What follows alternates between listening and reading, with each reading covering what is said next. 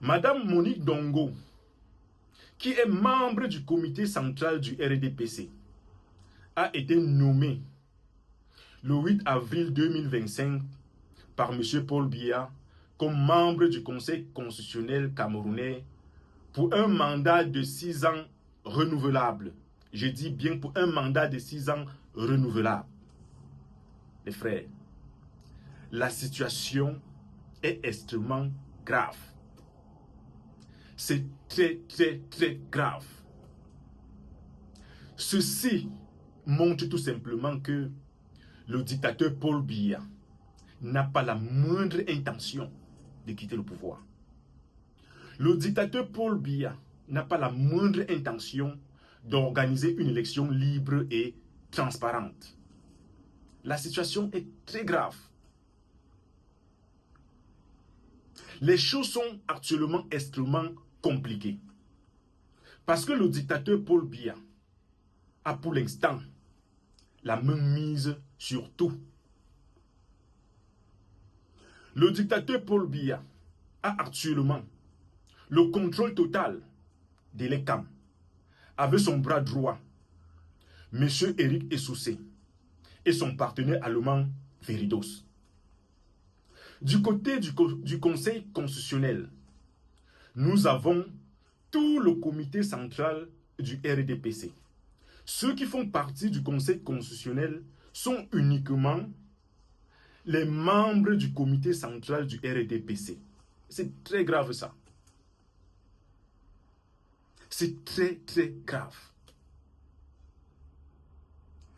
Nous aurions pu éviter tout ça si nous avions pu obtenir la réforme du code électoral. Nous avions demandé la réforme du code électoral pour essayer de contrer tout ça. Mais ils n'ont même pas voulu nous entendre.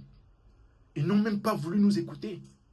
Et c'est la raison pour laquelle nous sommes confrontés aujourd'hui à ce scénario. Dans tous les cas, il y a encore une carte à jouer.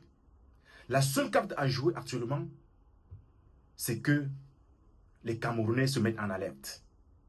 Tous les Camerounais doivent être prêts.